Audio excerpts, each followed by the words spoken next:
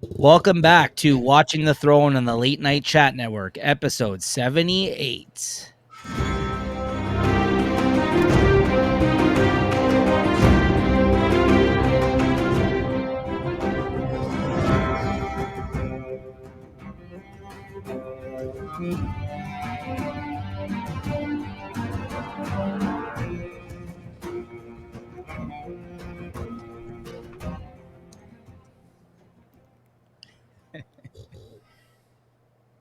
Oh man, I know you like that, Jay. I know you love that song. Tell us how much His you love it. favorite. He falls asleep No, to it. I was trying to hope there was like a different outro song or whatever, like in this in the show, and it's not. It's just something basic at the end. Right. Like for every different one, there's something different that they do at the end. It's like fuck off, man. But welcome back, Sick and tired of everybody. this song. Welcome Welcome back, back. everybody. This is our kind of Game of Thrones / now House of the Dragon. Basically any show that's going to come out of the Game of Thrones kind of spinoffs now at this point. Show where we talk about the episodes episode by episode, do a deep dive kind of overview of the episodes. And joined with me here today once again, we got JT, of course, who has seen House of the Dragon before. Yes, I have.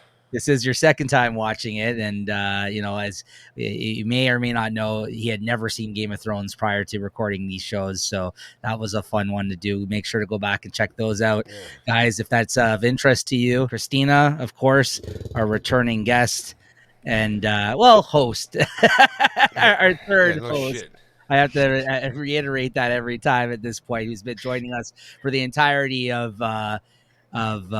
this season of House of the Dragon, as well as the last final season of Game of Thrones. She was on a bunch of episodes of Watching the Throne for the Game of Thrones season, so make sure to go check that out, everyone, if you want to see past episodes. Yeah, welcome back, Christina. How you doing? Thank you. I'm good. I'm Welcome good. back. It's been beautiful weather, so I'm enjoying it. So It has Welcome been. back. Yeah, You didn't go nowhere. yeah. no, I haven't gone anywhere It's except just the last outside. show, really, right? Yeah, exactly. No, I've left my house. And we're officially now at the halfway mark of this season, and we're trying to get these episodes in prior to the season 2 premiere of House of the Dragon. As we mentioned, that comes back June 16th, and stay tuned because we will be doing a kind of live check-in week to week of those episodes. And of course, I'm sure Christina will be joining us for some of that. We might also have some other guests on during that period of time, kind of join in on the conversation, because there's a lot of people that watch these shows, right? There's a lot of people that watch House of the Dragon and watch Game of Thrones, so we might try to get a couple other people on as well. But it's always great to have Christina on, and she did some great notes, some great coverage of the last 2 episodes here for us guys on House of the Dragon. What was that? What's that face for? No, it was it was just a lot. And I don't know, it's just like there seems like a lot of talking. It's a lot of like whatever. I don't know, Nikki. You do a really good job at it. You tended to choose a doozy of an episode, though. I will give you that. With the description of all the nastiness that went on that last episode. So yeah, we commend you for that. Honestly, you did make straight it. Up. You may have struggled. It seems like you're alluding to on some of that, but you made it look easy, to be honest with you, as far as I'm concerned, because it was a challenging one, and especially because you got Peanut Gallery over here, JT, of course, who was like going to make a comment at every turn. So you had a lot to deal with. I won't ever shut up. Sometimes it was a lot of an episode to like describe and still maintain some type of professionalism, but it was also fun. It was also fun to like. It was fun. I just wanted to give you a shout out for that once again, just because I know we had a lot of fun doing those 2 episodes last time we recorded. Yeah, we did. And we're now halfway through the season, so yeah, we're really putting this in the work to get these episodes done before the new season starts. Really much looking forward to that. And like I said, Christina, please join us for that as well again, because you've been basically a third host of this along the way. I don't think I could have done it without you because of this fucking JT guy. That's JT actually has gotten better at doing this because he knows he kind of has to, he's interact with the third person. he's got to get in line for, he's got to, he's got, right, Jay? Am I right? Like, cause he, with me, it's just like, Spit it out. I watch the episodes, but Christina's going to be on. Okay. I better watch these and make some notes. Oh, fuck that. I know they're longer than you, bro. So I can say whatever I want, man. I'm not scared. No, I know. So anyways, but No, that all being I don't said, hold back. let's get to the episode here. This is episode 5, as we mentioned, of season 1. We Light the Way is the name of this episode. Light Quickly, the way. overall thoughts. Jay, what'd you think? It was a good episode. You guys always come to me first because it's like, now it's not like we both haven't seen. We haven't all of us have seen this right now, so it's different. Yeah. It's not like Game of Thrones, buddy. But yeah, now it's starting to seem like it's all falling in place. But there's so much shit that's taking. I know. The time jumps and stuff like that. At least they're a little bit more distinctive in telling you and stuff like that. So, we'll have to see how far it gets. And I can't remember to the last episodes of the season, but you know what I mean. There's already going to be a few of them coming up, so I'm liking that part. But sometimes it's a little bit, you got to remember, fuck. How long ago is this? How was it? Some of it's only 15 years. Some of it's 5 years. Some of it's 15 months. This episode doesn't really jump too much. Like, it doesn't like. The beginning of every episode is already jumped. They make a distinctive saying about Yeah, several times. This one didn't jump years. It might have jumped weeks, but like years, no. No, the next episode is the huge. The next, jump. yes, no, yes, 10 years. And there's a scene which we'll get to when we talk about the next episode, where specifically there's new characters that have been inserted at the fucking red round table there of, like, the council, that they don't even tell you how they got there. No. Because it's like 10 fucking years have passed. People have died. People have stepped down. People have went off their own ways. You know what I mean? But they don't. Some people are still alive as usual. Like, right. Just. Yeah, it's just they don't even really kind of get into all that, right? So that's like, I feel like some of the details you end up missing out on as a result of all these time jumps, right? And I do like that they at least kept it to the halfway point of the season before they did that huge time jump and change of the actress, let's say. But I remember distinctly, and I'm sure we'll talk about this more on the next episode, like me being really thrown by that when I was watching the show the first time around, because I did not know that was something, because I try not to look into things in terms of the production of the show while it's happening, because every day they do a synopsis on these websites, which is good and handy for things that we do, and you have the live reaction YouTube channels and all this kind of shit for this kind of stuff.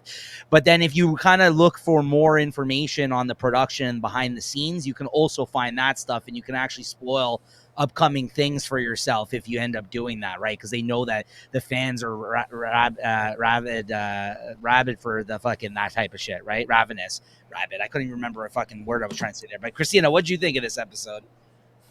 It started out, I think, not slow, but it was again just more storytelling, more whatever. But it ended kind of interestingly. But it was more of a lot of the same. But the story is progressing, things are happening. It was okay. A filler episode, I think, for the most part. Even though things are happening, but it was a lot of filler.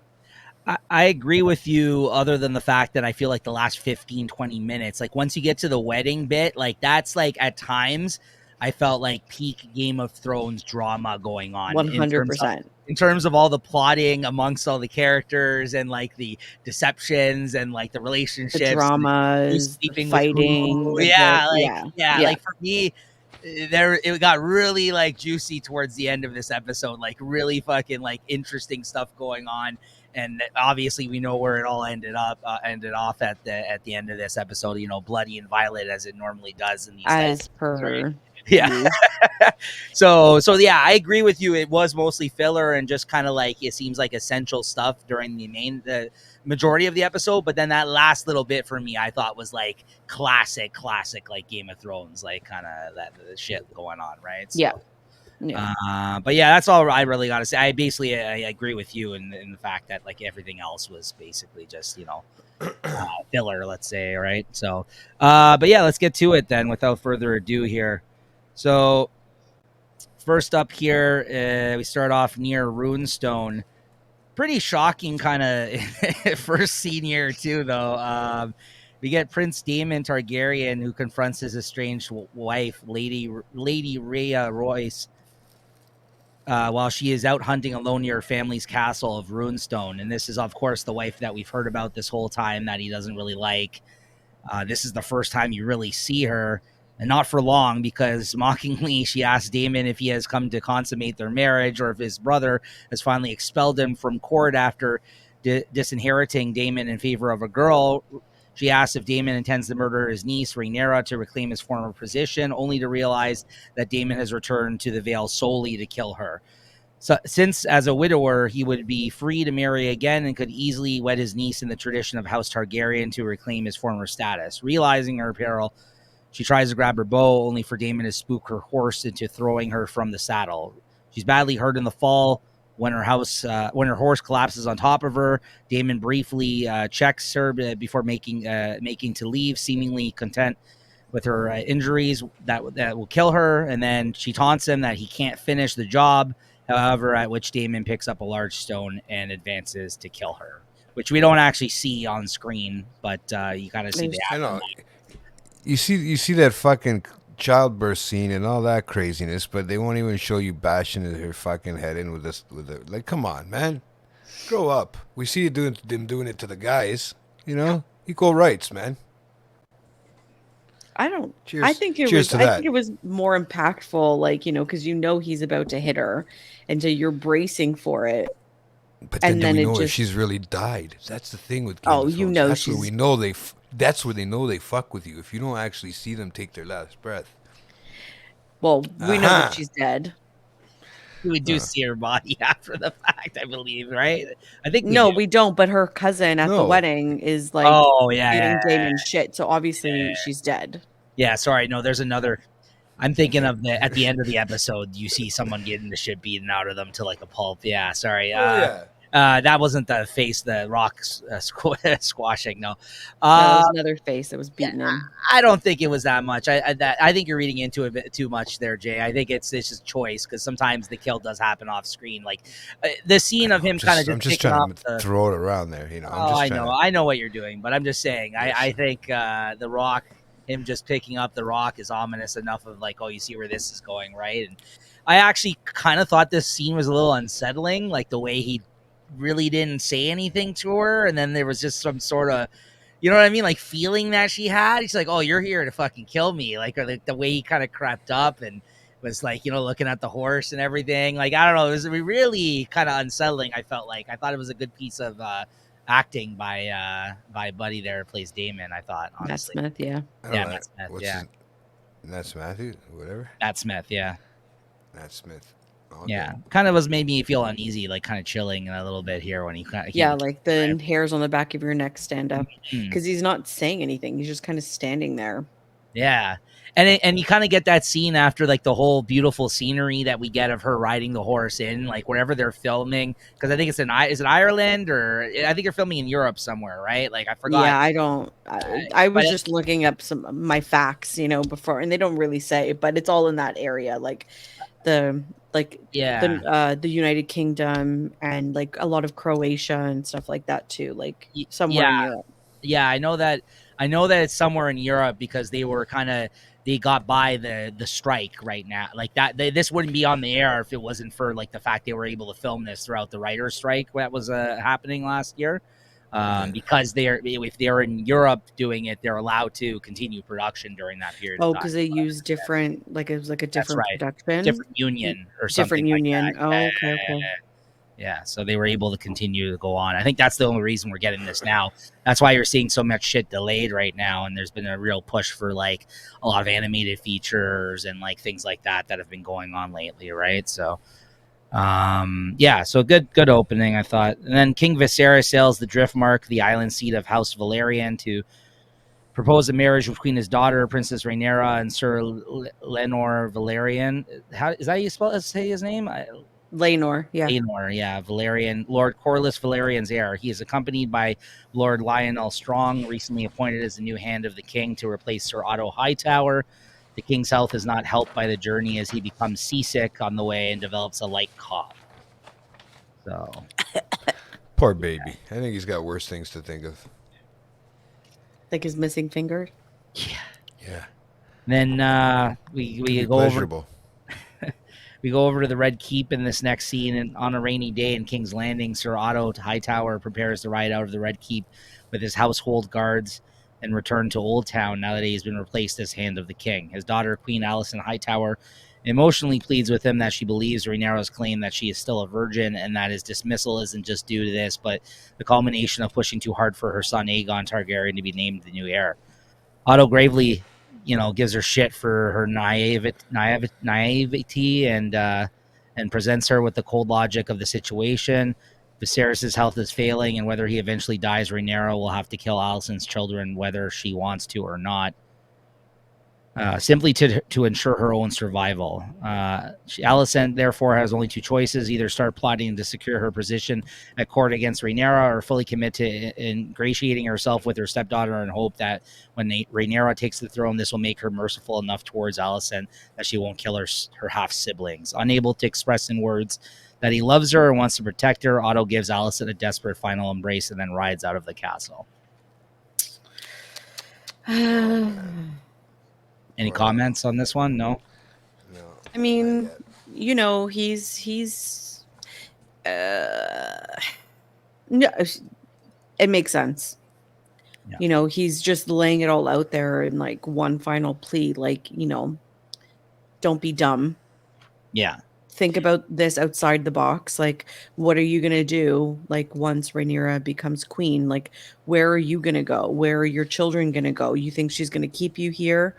You think they're safe? You think you're safe? Like, no, like, stop being a naive little girl and start thinking like a woman, start thinking like a queen. Yeah. Like, you're not innocent anymore.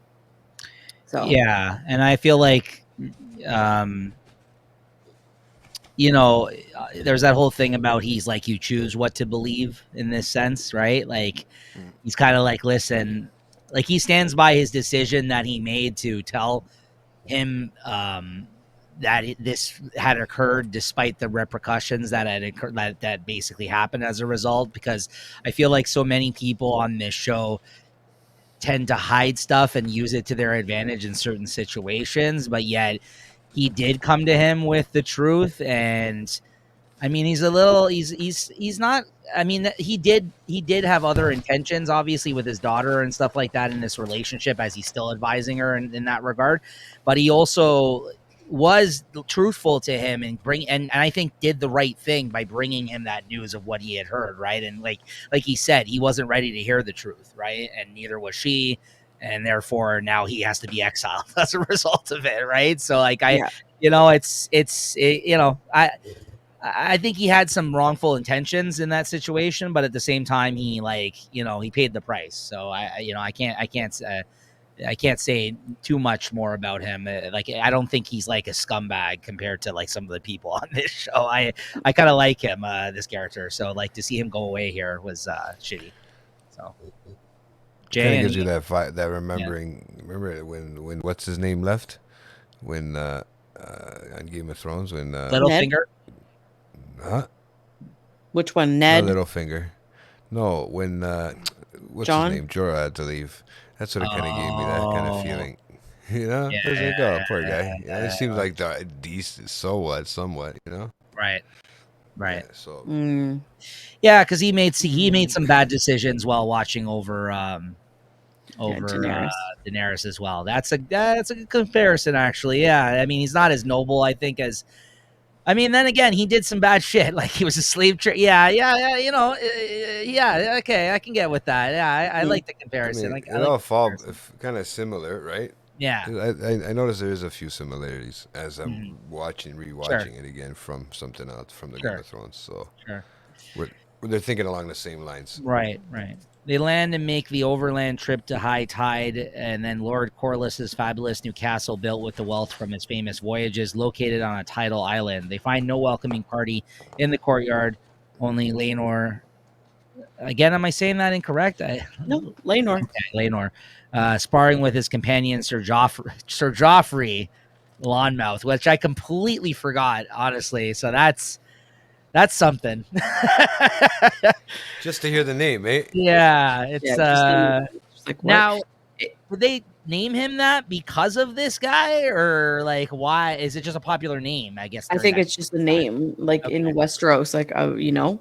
And when we get to the next episode, like, anyways, I didn't even realize that this guy's name was Joffrey. That's right. Yeah. And then when they named the baby Joffrey, I was like, what? Like, where did that come from? And then I was like, oh, I get it now. Yeah. Okay. That's right. Yeah.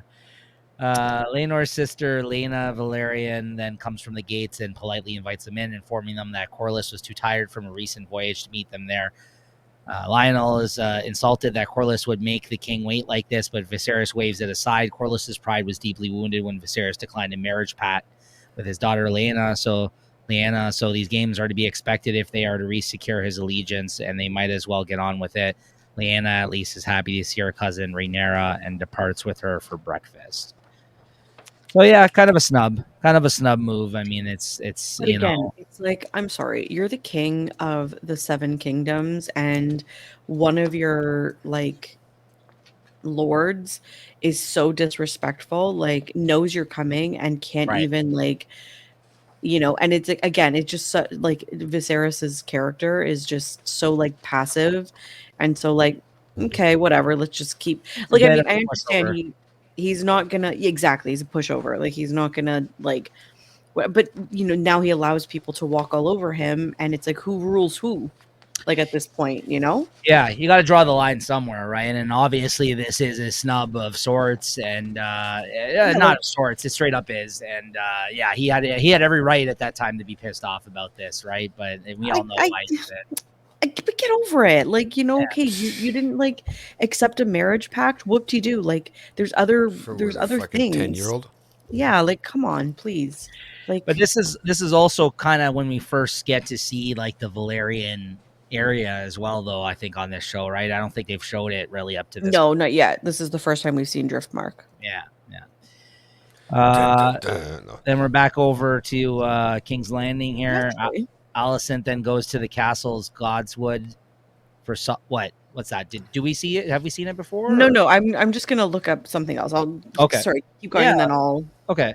Then goes to the castle's Godswood for solitude when she encounters Larys Strong, the crippled and soft-spoken younger son of Lord Lionel Strong. Larys remarks on flowers from Braavos that are maintained in the garden, removed from their native climate, which have nonetheless managed to thrive here. Clear allusion to Alicent herself. He then makes a backhanded inquiry into Rhaenyra's health, so that when Alicent asks what cause he has for such concern, he accidentally reveals that the same night Daemon was exiled against Rhaenyra was presented with a medicinal tea brewed by Grandmaster Maelhos himself. Alicent realizes his unstated implication that Rhaenyra must have received moon tea and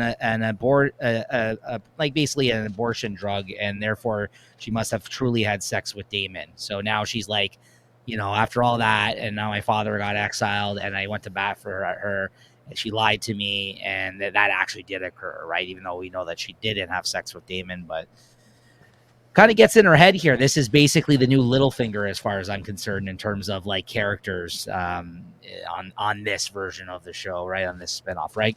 Do you feel that way as well? Yeah, 100%. He's very much yeah, for sure. Instead of like Sansa, it's like Alicent. And he gets in her head here really well, like. And actually, as a follow-up to that last scene about him saying, like, don't be so naive about shit, this guy, like, worms his way into her head, like, right away without him being there, right? Like, it's just like, yeah, he's good at this shit. I mean, and we're going to see more of this guy moving forward, of course, but, yeah. Next up, we got... Was there something you wanted to add? Is something you looked up there, Christina? I was just looking at, like, you know, like, what the map of, like... Because I know the map of Game of Thrones, but I Yeah. didn't really know the map of House of the Dragon. I know it's very similar. Like it's obviously the same land, but like where is Driftmark? Like where is it, right? In comparison to King's Landing, where we're very familiar with. Right. And it's like I didn't realize it's not even that far. It's in the same like territory. Region? Oh, really? It's in the same region. It's not far. It's actually closer than Dragonstone. Like Dragonstone is the next like 2 islands over. Right. So I don't know, like I guess Viserys doesn't leave the kingdom very often because the way Right. he was He said, reacting on the yeah. boat, it was like, Yeah. oh my, like So interesting. it Okay. didn't even they didn't even have to go very far. Like, I mean, Yeah. Well, They again, needed wind.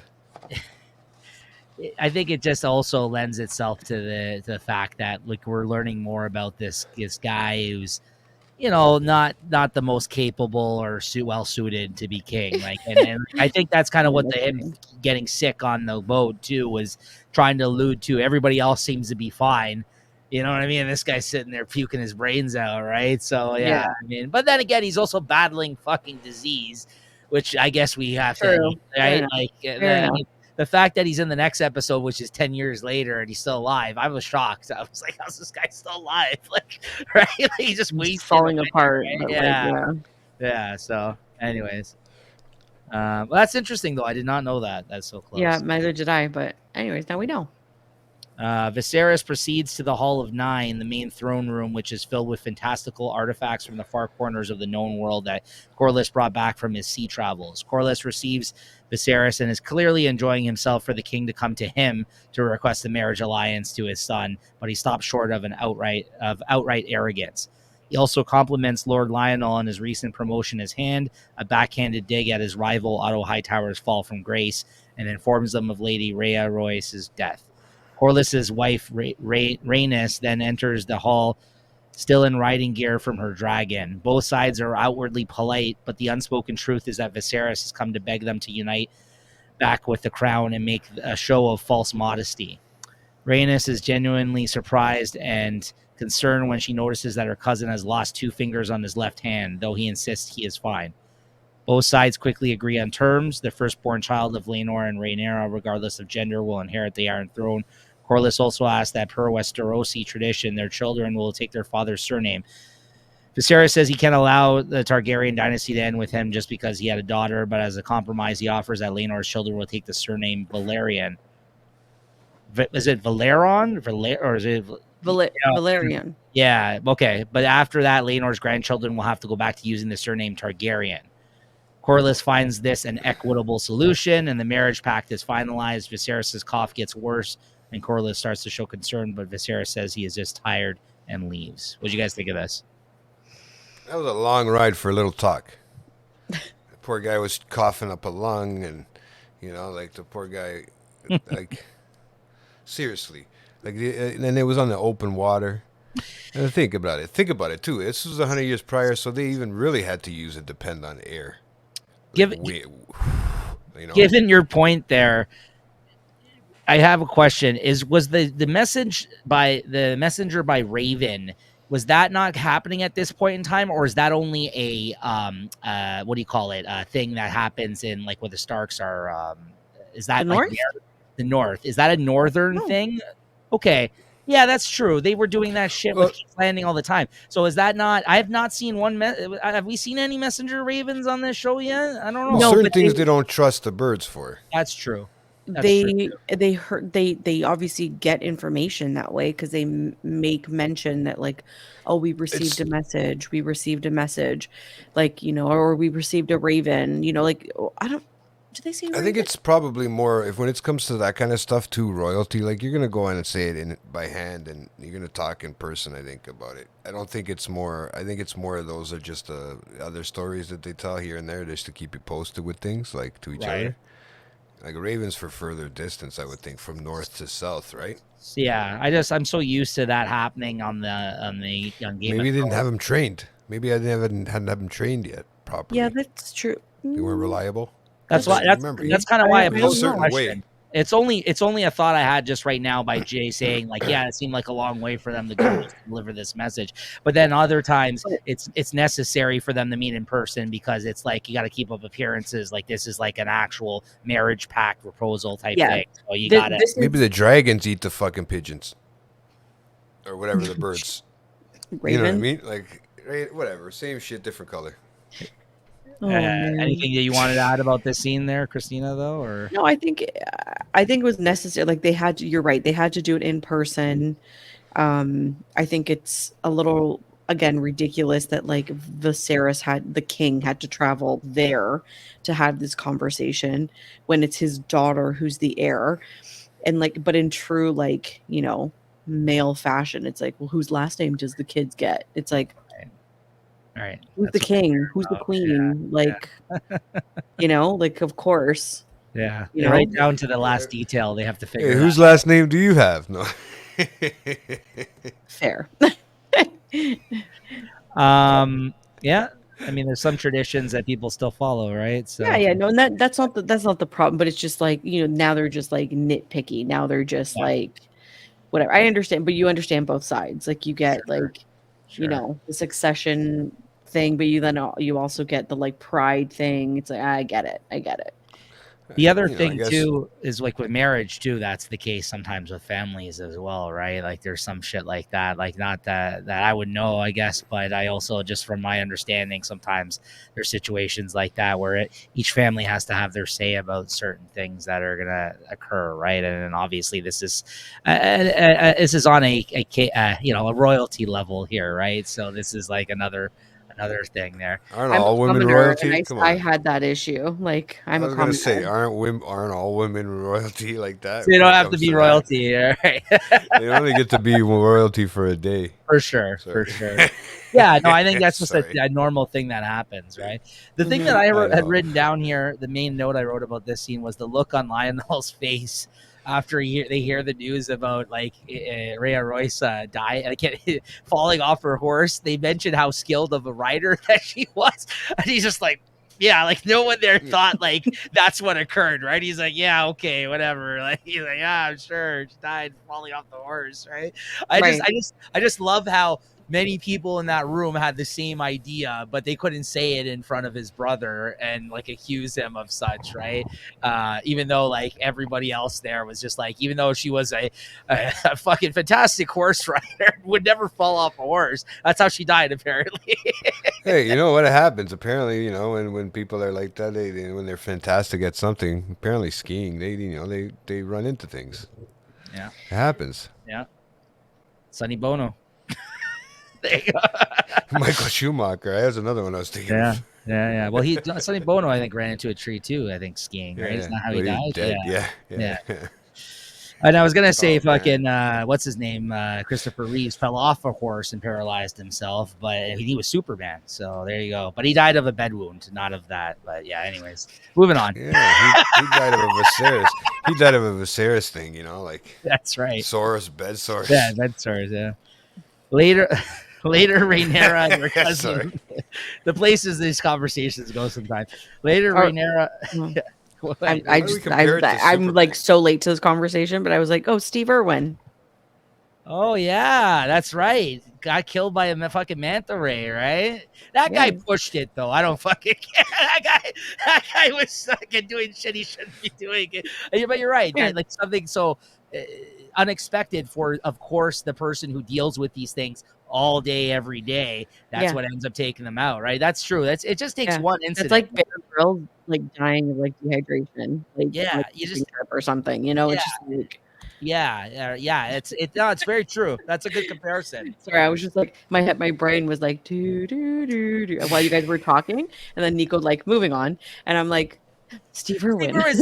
Yeah, no, it's true though. It just takes one bad, and you know, especially when it comes to wild animals or fucking nature and shit like that, just one incident like that to go differently, and then that's it, right? Fuck. Yeah. Anyways, I missed that guy. Later, Rhaenyra and her cousin Laenor are sent on a courtship walk along the nearby beach. Rhaenyra, however, is aware that both she and Laenor are in love, and that he is no more enthusiastic about this marriage pact than she is. In a friendly conversation, she proposes a mutual arrangement. They will perform their duty for their respective families to marry and produce heirs, but otherwise they will both continue having their own private romantic relationships. She wants her cake and eat it too. You see it? She's smart. So does he. I mean, he's not. I mean, yeah. He doesn't like women, so I mean, he's gay. So like, I think it's a good idea, but obviously it's difficult to keep up appearances, right? Like, so As we come to find out in the next episode. That's right. It's a it's a good I mean, idea. you But can do it for years in real life. there is people that do it. Sure, yeah. Yeah. A marriage of convenience, or like or like if they both have, Companionship. yeah, that's true. Government perks. Sorry. Oh yeah, I know a couple of people that are involved in There you those, go. or I knew a couple we of people go. that were involved in those. Here, we're going off the rails here. No, I mean it's true though. Yeah, It exists. Back at the castle, Corlys expresses concern to Rhaenys that perhaps he was a little too haughty with Viserys. But Rhaenys says that Viserys knew full well what to expect when he came there. She feels it was Viserys who chose to humiliate himself, a king coming to his castle to beg for a marriage alliance. Corlys goes on to ask where Rhaenyra and Laenor have gone, and when Rhaenys says that they went for a walk along the beach, he eagerly asks if they seem to be getting along. She says they get along as well as can be expected, where Corlys insists that Rhaenyra has grown only more lovely these past few years, and Laenor will soon be smitten with her. She then bluntly tells her husband that they both know their son's nature. Embarrassed, Corlys waves it off, insisting that he's just young and will grow out of it, which is, that's funny. Rhaenys is instead worried that they have forced Laenor into a dangerous marriage alliance, particularly if the lords of Westeros violently oppose Rhaenyra's ascending to the Iron Throne. But Corlys embraces his wife and says this is their chance to set things to rights, that the lords of the realm wronged her and their children by rejecting her as queen, as the Great Council. But she says she has made peace with this a long time ago, and she can't be robbed of something she didn't have in the first place. So true. We should have luck. Yeah. Right. Now our gay brother At gets least to have she's it. like, she has more insight, I think, like in this episode. It's just, she's talking about things that, like are true.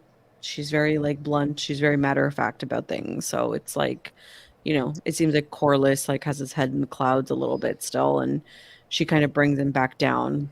And like, yeah, we kind of see in this now where the Valerian name ends really in this one. We kind of get to, because you hear about it in the Valerian steel and all that stuff from the area, but this could have been where the family name ultimately ended, right? Yeah, I feel as the season Bloodline. goes, I feel like as the season goes on too, I think part of the problem with that is that I feel like is Corlys's willingness to continue to be deceived time and time again. Because from what I from what I remember, I think it's his doing a lot of the time that he continues to feel like he's going to get his time, or that he's going to get some respect from the Targaryens, but he continues to be let down by them no matter who he sides with, I feel like, right? So like, his wife here, Rhaenys, though, seems to be the one with the head on her shoulders, honestly, out of these two. Like she's very smart and cunning, honestly, out of all the people on this show. Like she is pretty good, this character. But wasn't she Targaryen? yes, she is a Targaryen. Yeah, but I mean, I guess I just feel like this one, is where But it maybe that's probably ended. I think that's the difference with her. Like, she grew up in this like chaos. Like, she understands how it works. She grew up in royalty. She knows how this kind of works. Yeah. And so she's like has a different perspective. Whereas his house and his family, they've come up. They've had to make a name for themselves. They've had to put themselves on the map. But yada. Yeah. So, and like you alluded to too, it may be a reason. That may be the reason why in time the Valerians aren't really a central characters anymore on Game of Thrones, right? Over so many years past, right? I guess we'll find out more about that in this new season, right? As season goes on, yeah, for sure. We also know that they're a big house. They've already said that they're big dragons, right? They have a lot of dragons too as well, right? So I mean, Yeah. Yeah, well, I'll because see. it's these two houses that are the last from old Valyria. So, and like they're at that's it. Like it's them and that's it. Yeah. That's it. After Rhaenyra departs, Laenor sits in private among the beach dunes with Joffrey, revealing that Laenor and Joffrey are actually lovers in a same-sex relationship. Joffrey chides Laenor for being so worried, as the meeting with Rhaenyra went well beyond their wildest hopes. A bride for Laenor who is fully aware of his relationship with Joffrey, who will not only allow it to continue, but isn't even offended, as she intends to have private lovers of her own. Laenor gives him a light shove, but the tension breaks, and they soon kiss each other passionately. And you get some man-on-man action in this scene. Yeehaw. And awful wigs. Can I just say? Yeah, there is some pretty bad way. Terrible Come on, I like those dreads, wigs. those blonde and half and half No, dreads. the platinum dreads, not a problem. Why? But the wigs are Oh. horrendous. I- Like they had a multi-million-dollar budget, and you can't find someone who knows how to install a wig properly in 2022. Like, Very true, especially because of the come production value on. of this show. But I will say, even in films, the thing usually the bad thing about the movie in terms of the the clothing and the design and all that set design, all that shit, is the wigs. That's where it normally always goes wrong with the actors. I Yeah, don't it's know. like Some people just you don't find look good somebody in a like wig, me right? with a wig on. Yeah. You imagine How would Jay you? wearing a wig? You look ridiculous. But if it was, yeah, he would look ridiculous because we're so used to seeing him without That's hair. A wig? But no. But I mean, if you had a wig that was installed like if you had an endless budget, to find the best natural human hair, right. wig on the market, and you had a professional, like Beyonce hairstylist, like installing it for you, Don't get too excited, eh? no, but seriously, like you could look great. No, I And get it it. could look natural and it could look like perfect. What the hell? No, she's right. I'm coming to you next time I need a wig on. Like She's not wrong. Yeah. Corliss's dreads look fantastic. Like, Yeah. they eventually look fantastic. Like, they took a little tweaking from episode 1 to now, whatever. But like Laenor's, like I know this character was this actor was only in this scene before they Yes. switched to another one. Yes. But come on, they couldn't really invest. They couldn't invest. And the like- next one actually looks better than this in terms of the. I thought it looked a little Barely. bit, yeah. Barely. But even the girls, like the little girls, it's like you can't Right. spend I don't know, $500. Clearly, they spent too much on the dragons. They had to cut the budget somewhere. They chose the wigs, right? Yeah, they just grabbed the mops from the back of the set, man. I don't disagree with you though. You're right. You are. Respectful almost, because it's it's the one hairstyle these people have too, like these characters, like a big fucking deal is their hair, right? All of these bloodlines and shit like that, right? And it's but this is the first time that we're number one, we're showing people of color, and we have a different texture of hair and a different hairstyles, and it's they can't even get it right, and it's 2022, when this is in production, being filmed, yes, whatever. but it's supposed to be on. back then. Did they really have proper dreads? They would have been more nappier than that. I'm telling you, back then, if it was back. No, in the because day, obviously, no. I think that's whatever. People but I'm would just flea saying, bottom though. I think not the royal people in this show, right? I think it would be well groomed. Actually, I see. I get where you're going with that, but I think that these people, if anybody, it's disrespectful. At this point, it's just really you're still not getting it. You still don't get it. Yeah. Anyways. Yeah. No. Good point. As don't focus too much on the hair. That's the problem. But it's so distracting. Someone who doesn't have it. That's why he's. I'm waiting for a nice beard to show up. Listen, I almost had a meltdown last week with my gamer girl streaks. Okay, so I care about. We have that on video, right? We have that on video. I know you do, and I'm just I care a little bit about hair. A little bit. Yes. So this really bugs me. Anyways, listen, go on. That's why we brought you here for your on the show for your hair takes. That's what we want you here for. Christina's hair takes. Yeah, it's There we time go. for some hot takes. Should I put on the Nico's hot takes fucking video clip? Okay. As Viserys' ship heads back across Blackwater Bay to King's Landing, Sir Criston Cole confronts Rhaenyra on the deck. He tells her he knows she doesn't love Laenor, and for years she's talked about her fear of being trapped in a loveless arranged marriage. Instead, he pleads with her to flee with him into exile beyond Westeros, where they can be married. Rhaenyra gently insists that she still has duties to her family and to the realm itself, so she can never leave or marry him, but she doesn't consider this a problem because she's just worked out an understanding with Laenor. Criston, however, shifts tone and angrily says that he doesn't just want to be Rhaenyra's whore. He came from nothing, and his honor as a Kingsguard is all he has, honor that he forever sullied when he broke his sacred vow of chastity with her. He says that his hope was to restore at least part of his honor by lawfully marrying her. Rhaenyra begins to explain again that this is impossible, but he storms off. What a baby. Yeah, Rhaenyra is like the ultimate fuckboy. Like, yeah, she is. She's a pimp, man. She cock tease this one. I'm sorry, she is. But she tells him straight. She's not even in her prime yet. She's straight up, though, Jay. She's like, hey, I just want you as like a side thing. He's like, I'm not about that. And then she just I need to get a girl that needs to get married like that. I just need you as a side thing. Okay. It's true, though. I mean, that's kind of like, she does tell him that straight up. At least she's honest about it. Like, she's not playing. She's not. I'm sorry. Bring she's home the not. money. Bring For home the bacon, and you can go fuck whoever you want. Sorry.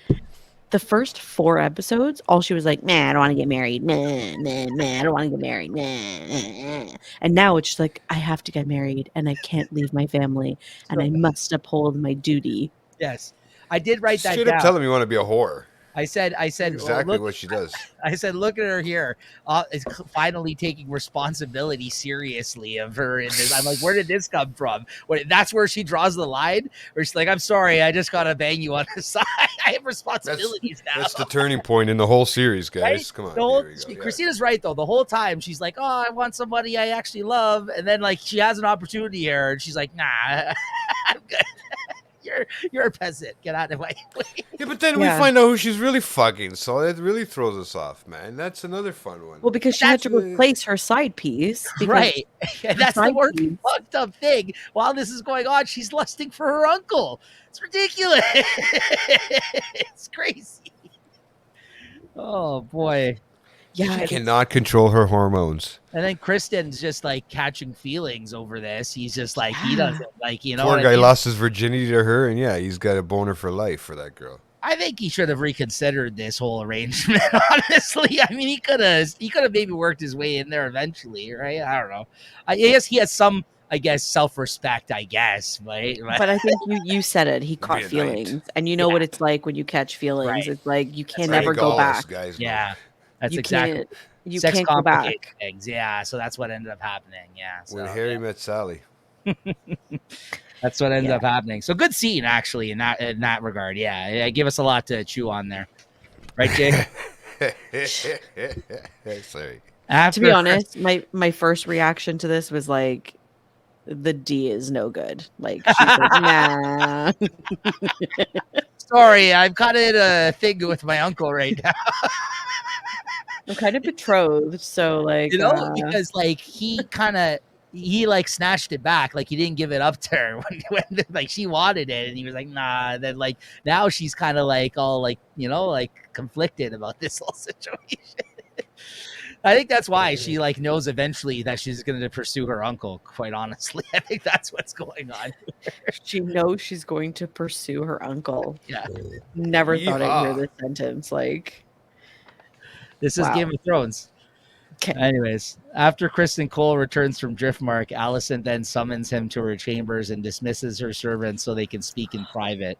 Alicent is hesitant and carefully chooses her words, starting to say that she has heard rumors that Rhaenyra is no longer a virgin, though not specifying who she had sex with. Overcome with guilt and distraught at Rhaenyra's rejection of his marriage offer, Criston confesses that the rumors are true because he is the one who had sex with Rhaenyra. This surprises her, as she had assumed the culprit was Rhaenyra's uncle Daemon.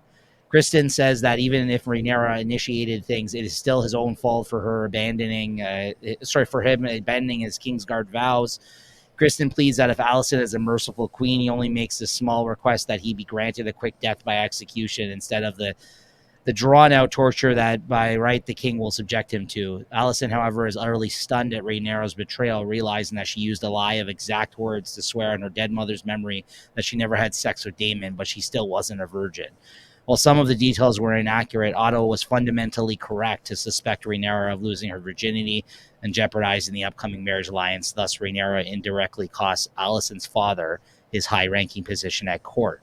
Her heart hardening, Alicent surprises Kristen by quietly telling him to go and return to his duties. So, What a ween. Get yeah. to work, He's bitch. a rat. That's what Yeah. Yeah. He buckled under pressure because his little heart was broken. Me.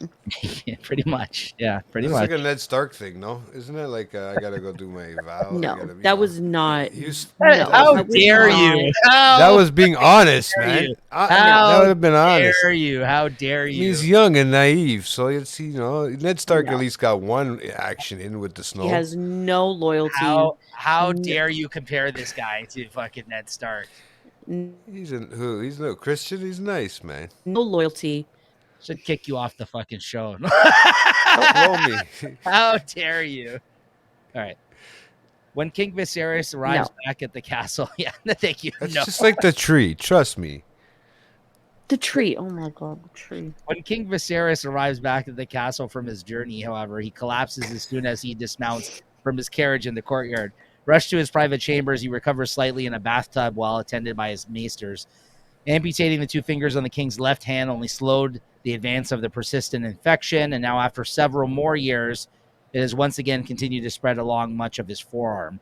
Grand Maester Mellos insists on yet another round of leechings, but his new young aide, Maester Orwell, instead suggests that a new mixture of medicines might be more effective. The conservative old Maester scoffs at this and says his leechings have always improved the king's condition, though the elderly Mellos then struggles to stand back up, hinting that his time as Grand Maester may be coming to an end before much longer. You know, we're supposed to figure this out because he's not around next episode.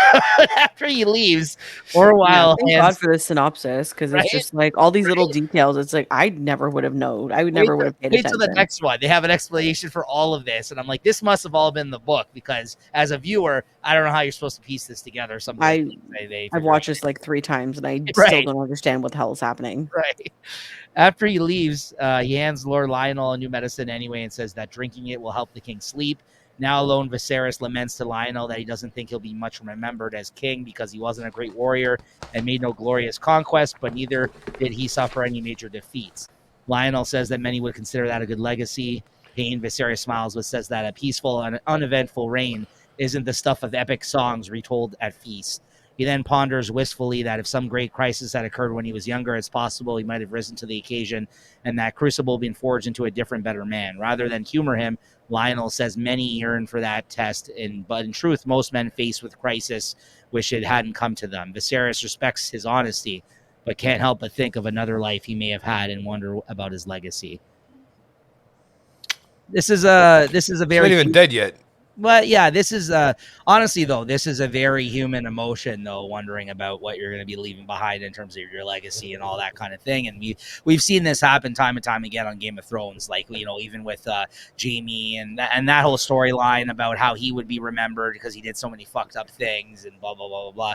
So yeah, this isn't a new let's say thing for Game of Thrones in that sense either, right? Is Yeah, you know, I'll be remembered. Our YouTube channel, bro. I hope not. Look at all these views after I'm dead, bro. There you go. You can't take them with you, Jay. I know, son of a bitch.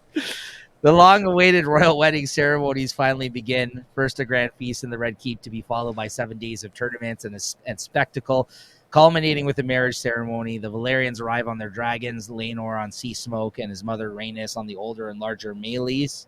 I don't know. Meanwhile, Corlys and the full Valyrian fleet arrive in the harbor as the city's bells toll out to greet them for the festivities. What do they sound like? Do you remember? The bells? No. Yeah, I don't know. Neither do I. So Good I just thought graphics maybe you did. on the dragons, though. No, I didn't Oh, make yeah. I didn't make a Is note it- about the bells. And the whistles. No, it's okay. No, but it's true. No, they did a really good job, and it's nice to see more than just like, two. Mhm. So The feast is held in the throne room itself.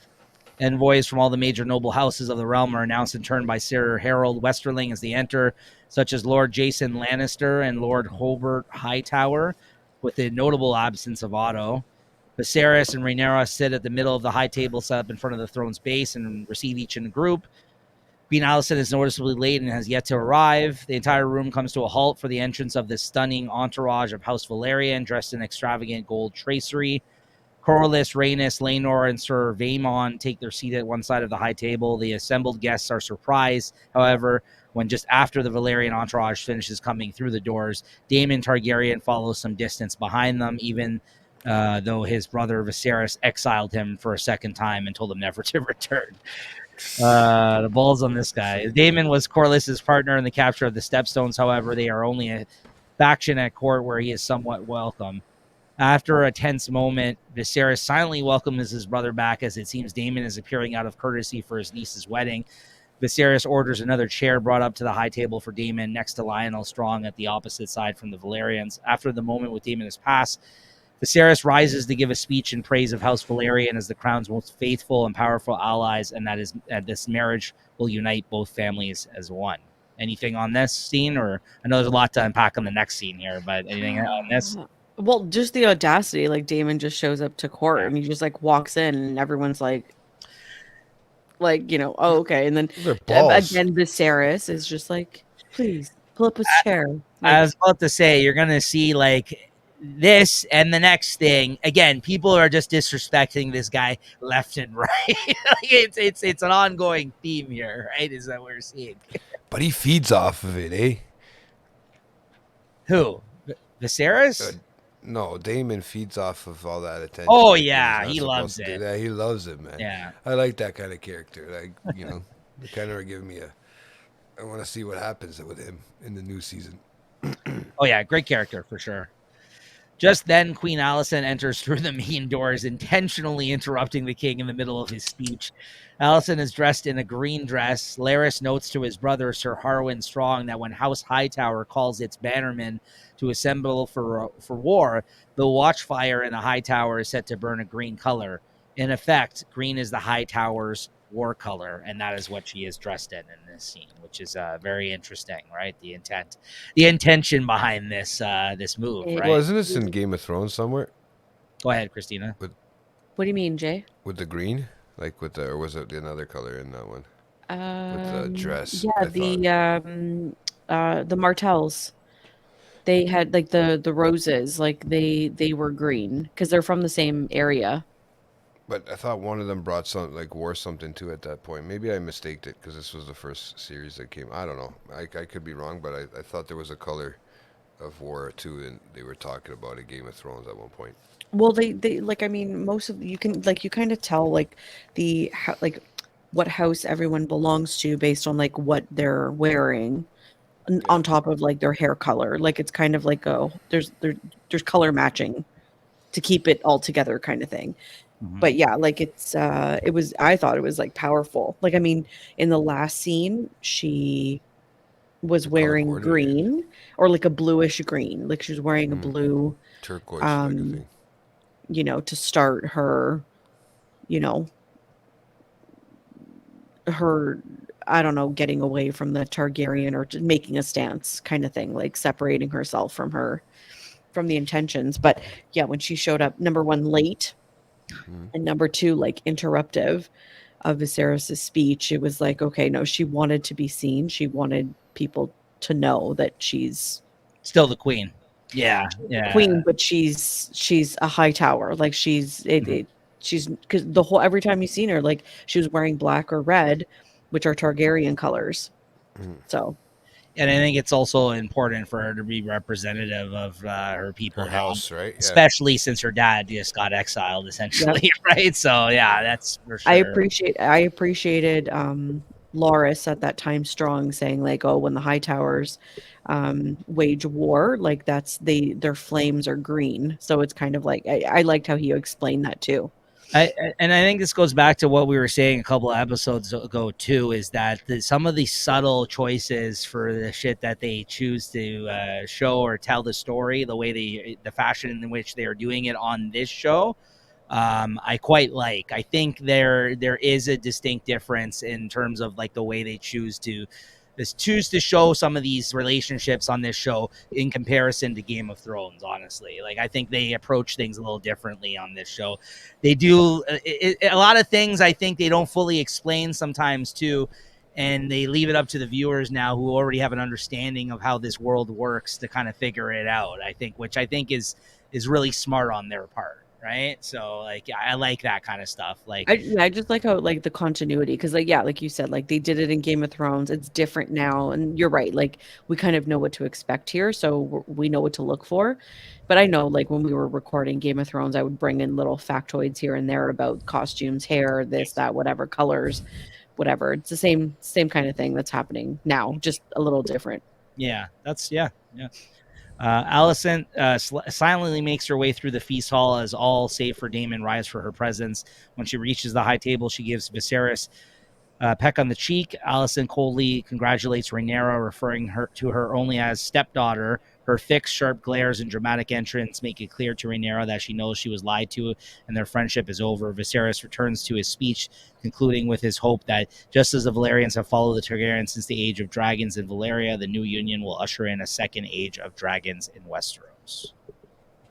Yeah. Hopefully.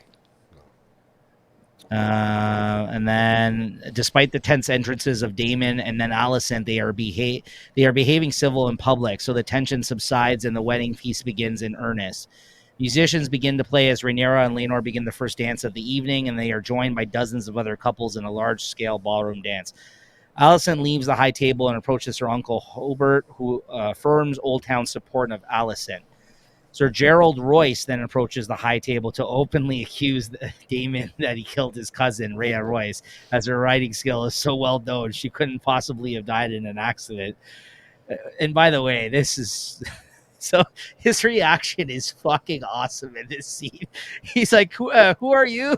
And he's like, oh, I'm fucking Rhea Royce's cousin. He's like, and... And he's like, she's dead. And he's like, oh, yeah, that's right. What a tragedy. And he has to discuss the arrangements before her death, remember? Yeah, then he just turns it all around on him and basically says, well, I'm actually, since I was her husband, I should be getting part of the I am castle. coming and I will be claiming my, inheritance. My share, like, yeah. Yeah. So great. That's too cold. funny. So great. It's so like it's crazy to me. Like I don't know if you know this, but like when they were thinking of who they were going to cast for Daemon, the casting director had Matt Smith like in his head as like this is who we should kind of like like hire to play Daemon. So it's funny that it ended up being Matt Smith after all. And so it's because he emulates like this character so perfectly. Like he's perfect for the role. Yeah, he's great in this role for sure.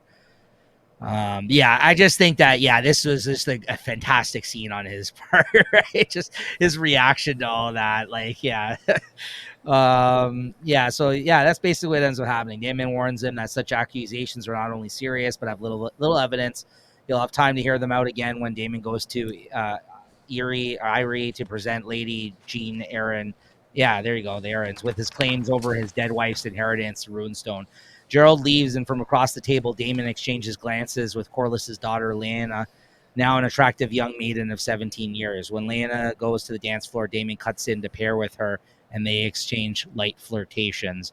Then you get a nice dance sequence, which I don't think we've really ever gotten in Game of Thrones, which is it's a weird dance sequence. Kind of like did not expect this to happen. You get a little dancing, but it was fine. Turned into a musical all of a sudden, yeah. Yeah. Started fucking dancing, Right? like Grease or something like that.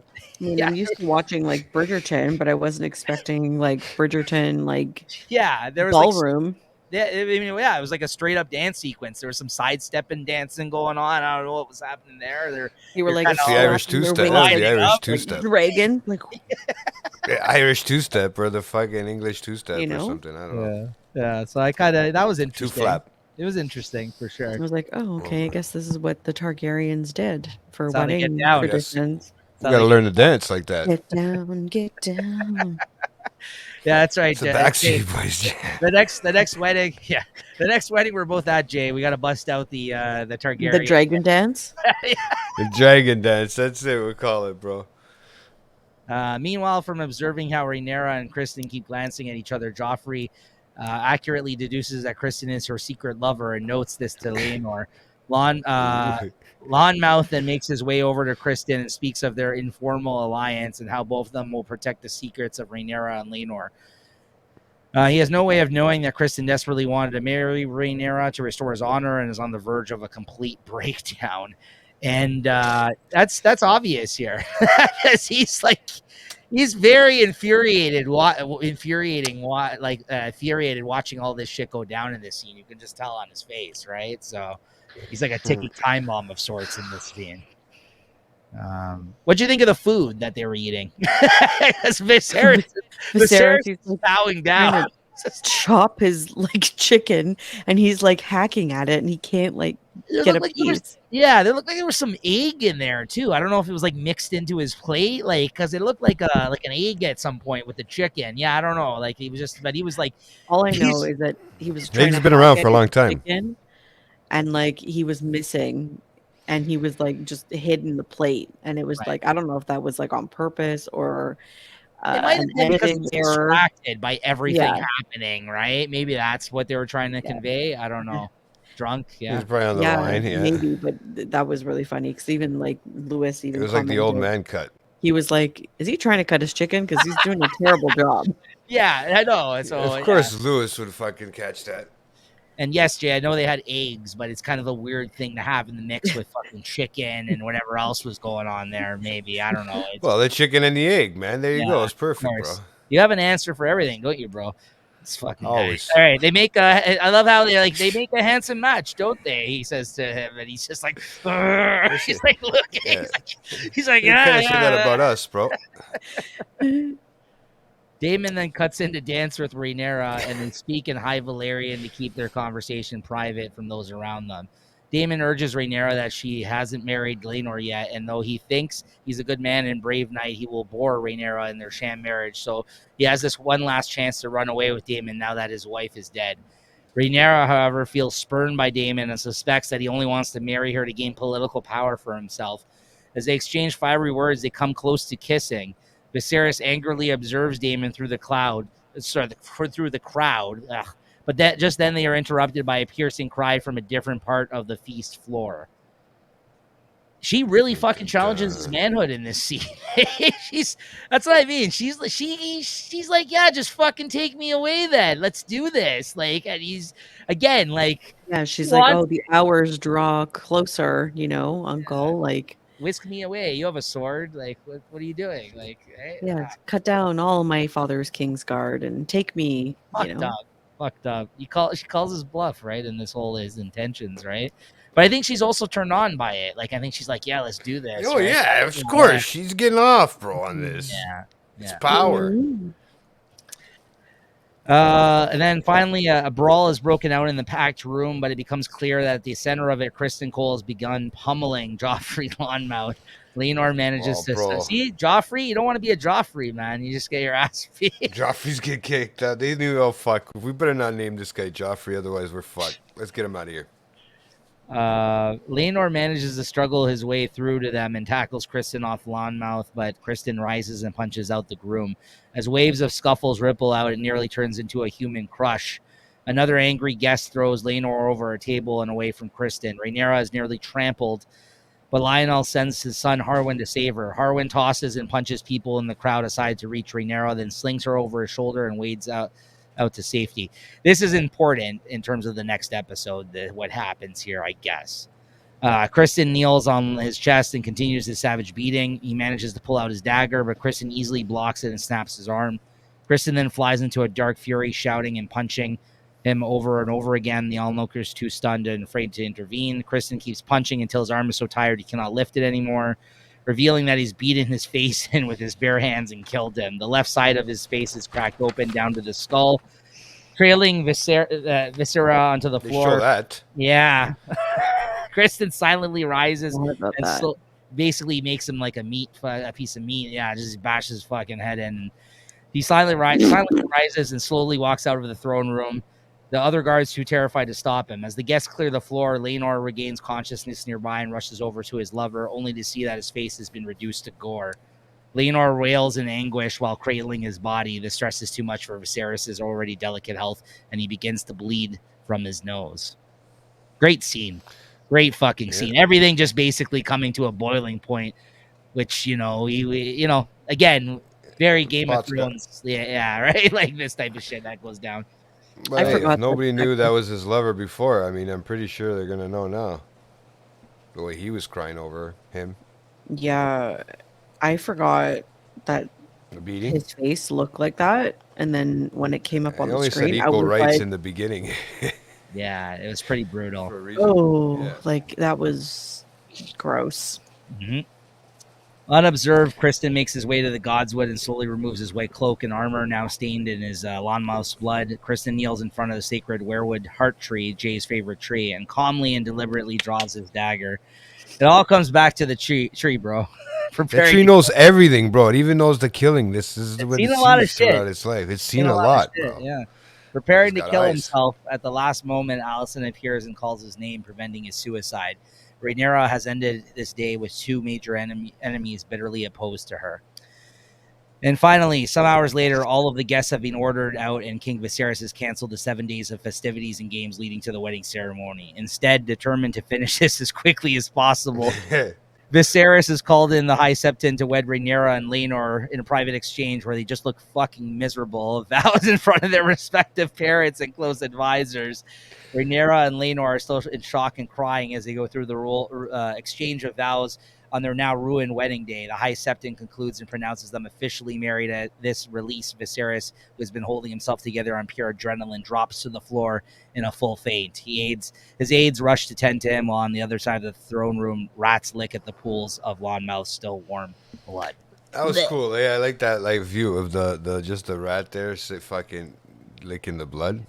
I mean, it looked that rat actually looked like it was combed. It didn't look like some of the wigs that they had. So that was a real rat that they used for that scene. Yeah, he had a proper coat on.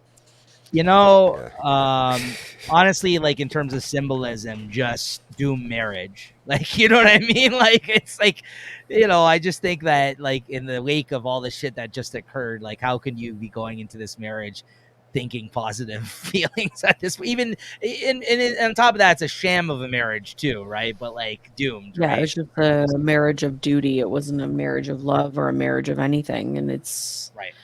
I don't know. That was good end to the episode. Really strong scenes. I thought this last 15-20 minutes of the show, honestly, for agreed. So there you have it, guys. That's another episode, and the dance. The next episode, episode 6 of season 1, will be called "The Princess and the Queen," and we'll see you guys back here next Thursday at 8 p.m. as always.